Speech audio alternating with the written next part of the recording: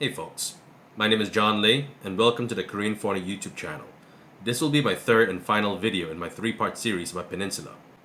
In case you haven't seen them yet, I've already made 2 review videos about this movie, so I'll leave the links down below for you to check them out later. By the way, this video is going to contain some minor spoilers about Peninsula, so if you haven't seen the movie yet and you don't want anything given away, I suggest that you bookmark this channel and come back at a future date. Seeing how I already made 2 review videos about this movie, what is this video going to be about? Well, let me explain. When I watch a movie, I like to think about the central ideas that are within the movie. In other words, what is its philosophy? What is the movie's idea about? Does it make sense? Is it consistent? Does it work? So today's video is going to be about just that. The philosophy of Peninsula. The movie's main character is Kim Do-yoon. He is a former ROK army soldier, a captain to be precise, but he's now in Hong Kong living as a refugee. He works for a crime boss. The crime boss wants him to go back to Korea to find a truck that has $20 million inside. So, being the good employee that he is, Kim Do-yoon returns to Korea to find a truck. He finds it. But he doesn't just find a truck, he also finds zombies and survivors. He finds 2 groups of survivors. The first group is made up of a single mom, her 2 daughters, and an old soldier who's not mentally all there. However, the much more interesting group of survivors is the second one, and that is the fictional military unit, Unit 631. Let's talk about them a bit more. In one of the exposition scenes, it's explained that Unit 631 was actually a military unit that was created to rescue survivors from the zombies. When the main storyline of this movie takes place, 4 years has passed since the zombie apocalypse broke out. And during these 4 years, the world has largely forgotten Korea. One thing, North Korea continues to maintain its highly militarized border with South Korea.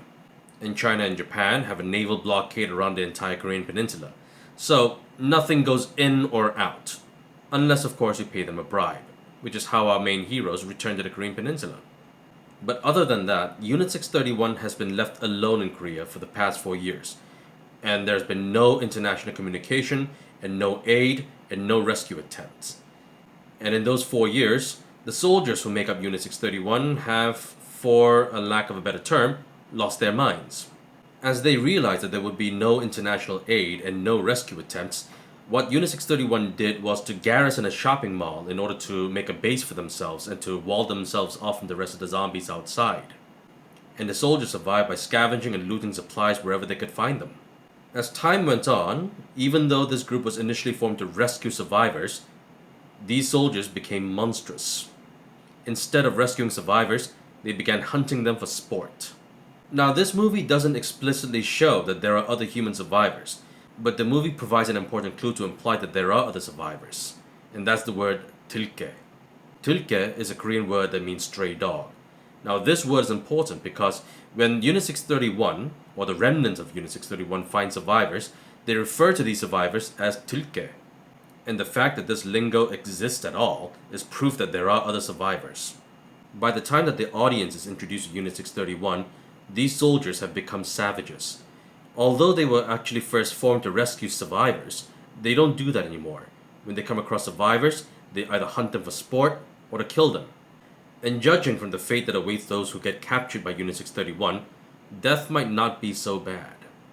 So in the 4 years that the zombie apocalypse began, Korea has transformed into what is known as a Hobbesian state of nature, and today we're going to explore what that means. Thomas Hobbes is a 17th century English philosopher who is most famously known for his political treatise, Leviathan.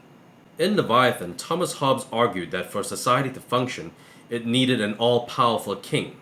Thomas Hobbes believed that having an all-powerful king was the only way to avoid what he called a state of nature. So what did Hobbes mean by a state of nature? Well, he wasn't talking about the Garden of Eden. The phrase that Thomas Hobbes used to describe the state of nature was bellum omnium contra omnes, which is Latin for the war of all against all. Thomas Hobbes had a rather stern opinion on human nature. He didn't believe in the traditional concept of good and evil. The only thing about human nature that Thomas Hobbes believed in was that humans have wants and desires, but resources are scarce. And so what that means is that in order to obtain these resources that are scarce, humans would be constantly killing each other if there were no king to ensure that everyone followed the law. And that is Leviathan in a painfully simplified nutshell. So the world that we see in Peninsula is very much like the state of nature that is described in Thomas Hobbes' Leviathan. According to the movie's exposition, it took just one day for the South Korean government to lose control of everything once the zombie apocalypse began. The collapse of the government is bad enough as it is, but the fact that Korea is blockaded by all of its neighbors turns South Korea into an isolated wasteland.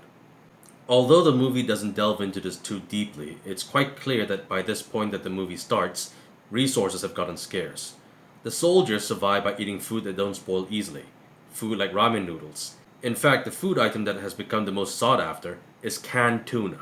With no imports or communication with the outside world, forget social niceties. Going back to what Thomas Hobbes said, in the world of Peninsula, human life has become solitary, poor, nasty, brutish, and short. But even though Thomas Hobbes said that the state of nature is defined as a war of all against all, this movie doesn't exactly portray that. It's not complete anarchy where everyone is fighting everyone. Not really. To explain, all of the bad guys that we see in Unit 631 have military ranks. Now what this means is that Unit 631 is a hierarchical society, which is just another way of saying that it's a tribe. And all tribes are governments in and of themselves. Furthermore, we have to go back to the word tulke. The fact that this word exists shows that there are other human survivors out there. Now, we don't know if that means that there are other military units that are out there, but it's entirely possible that human societies could possibly exist. So we're not exactly looking at every person going to war against each other, but we are looking at a society where there are different tribes that are fighting and killing each other over rare resources. But the question is, does the Hobbesian state of nature make sense in this movie? I don't think it really does. History has shown time and time again that even though there might be scarce resources, it's always much more beneficial for people to cooperate rather than to kill each other over resources. After all, active cooperation is how societies have come to thrive.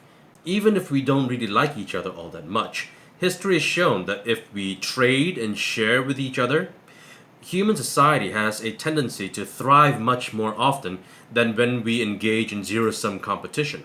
After all, even in the world of Peninsula, where resources are extremely scarce and there's a zombie horde outside, it still makes more sense to help survivors than to just kill them or to use them for sport. After all, if you're being hunted by zombies, you need as much help as you can get to fight them off. And that about wraps it up. If you enjoyed this video, don't forget to click on the like and subscribe button and the notification bell. And what did you think about Thomas Hobbes or Leviathan or his idea of the state of nature? Did you think that it makes sense? Did you think that it makes sense in the context of this movie? Leave a comment down below. My name is John Lee, and I'll see you in the next video. Bye.